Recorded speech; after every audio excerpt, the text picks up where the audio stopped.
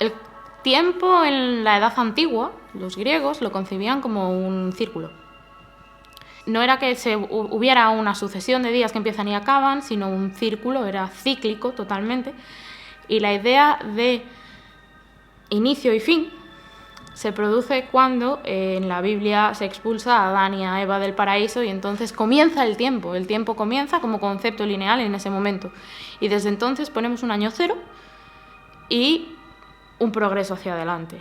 Empezamos a asumir que avanzar es progresar, eso también es una cosa que se pone con el paso del tiempo. Cuanto más para adelante vamos y más desarrollamos, más progresamos, pero no, solo estamos evolucionando, no mejorando necesariamente. Se puede, pero no necesariamente sucede así. Entonces, esa idea de principio y de fin se da con la idea del inicio y el final de la vida y que al final hay algo, ¿no? Que hay un final y en ese final hay otra cosa. Y entonces trazas una línea que es la línea del tiempo, pero en realidad los griegos no lo veían así.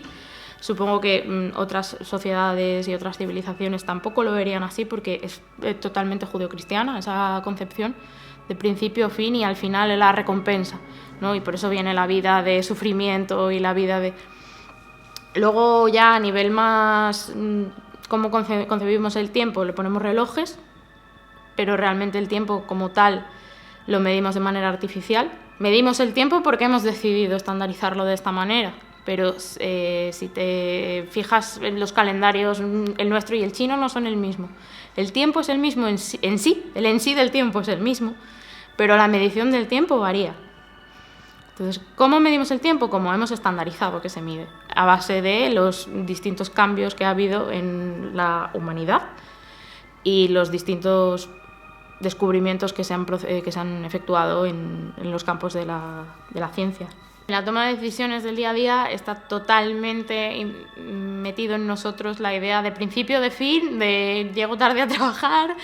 Entonces, al 100% nos vemos totalmente atados por una concepción inventada. El problema es que en realidad concepciones inventadas de las cosas es la base de nuestra sociedad.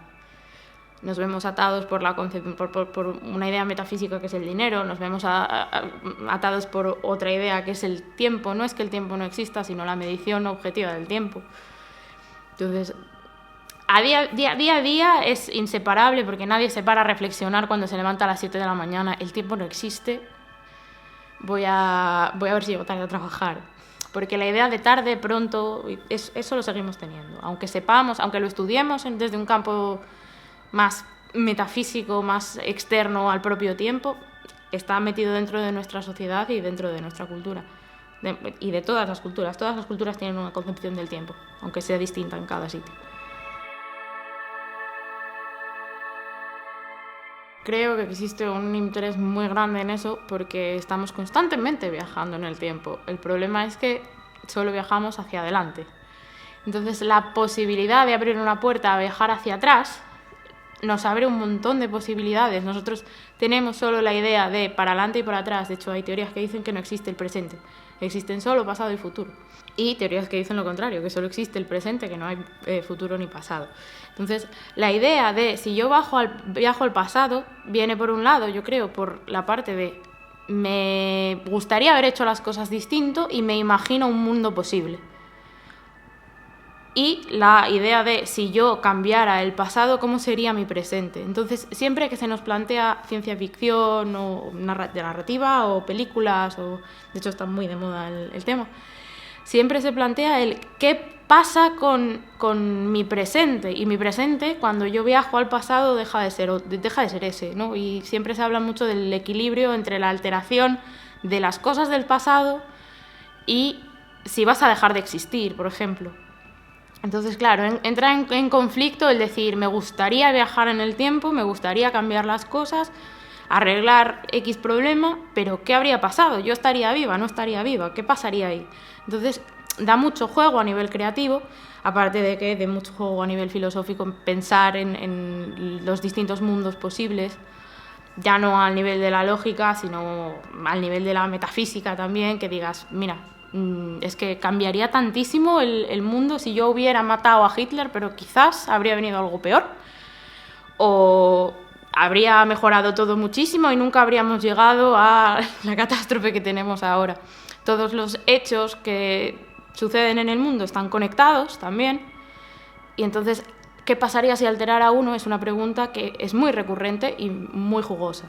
Yo no creo que pudiéramos hacer las cosas mejor, porque todo es tan complejo, el sistema, la estructura del mundo y de las sociedades son tan complejas que nunca sabes si el cambio que vas a hacer va a mejorar realmente algo. Tú puedes medir una serie de consecuencias, pero como todo es una red tan compleja y tan amplia, puedes medir hasta cierto punto teniendo en cuenta X variables que tú has decidido medir, pero nunca podrás tenerlas todas. Entonces yo creo que cuando se toman decisiones, salvo ciertas decisiones que se ve que son evidentemente egoístas, la gente siempre intenta hacer las cosas lo mejor posible en la medida de lo que es consciente.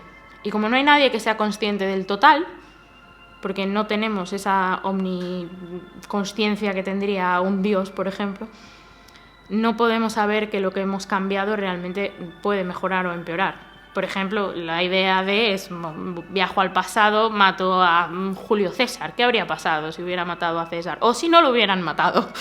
¿Qué habría pasado? Entonces, el resultado de tus acciones lo puedes medir hasta cierta medida, pero el total del impacto tú no lo puedes saber. Entonces, siempre yo creo que quiero creer a veces que la gente obra con buena voluntad, pero el conocimiento del panorama total sería complicado de decir, mira, es que saldría y lo haría mejor. O no, o no. O puede que tu intención al final lo estropee más. Uno de los riesgos de viajar al pasado que se plantean siempre en películas y libros es que no te puedes encontrar contigo mismo, que puedes alterar el orden de las cosas, pero no te puedes encontrar contigo mismo porque el hecho sería como un nivel de conciencia que te haría saber unas cosas que te cambiarían totalmente. Entonces, el transcurso de los hechos cambiaría ya no tanto quién somos en profundidad, sino cómo resultamos, porque al final somos resultados de los procesos que vivimos, no en cuanto a carácter o quizás en cuanto a un conductismo muy básico, pero sí que cambia. Cuando yo vivo una experiencia buena, pues entonces soy más proclive a tener una actitud más favorable, y cuando tengo una experiencia mala, a una actitud más desfavorable, digamos, más desagradable con los demás. En la medida en la que nos afecta, va dependiendo de cuánto nos exponemos a eso, hasta que se hace una parte esencial de nosotros. Entonces, no te cruces contigo mismo es una de las normas básicas, o al menos si te cruzas contigo mismo, no lo tienes que saber, no puedes saber que te has cruzado contigo mismo. Y las experiencias que vivimos al final sí que son las que nos marcan. No a nivel de identidad, quizás, pero sí a nivel conductual. Entonces, ¿cambiaríamos lo que somos? Sí, a cierto nivel sí, cambiaría, absolutamente. ¿Existe el libre albedrío? A nivel de procedimiento sí, porque yo voy a decidir por mí mismo. Que si te pones a nivel matemático medir mis acciones te sale una fórmula, perfecto, pero eso no va a influir en mi toma de decisiones de manera activa. Entonces, para mí sí que me parece que existe el libre albedrío desde un punto de vista práctico. Luego, desde el punto de vista teórico, pues pueden seguir pegándose que el debate sigue abierto, en realidad.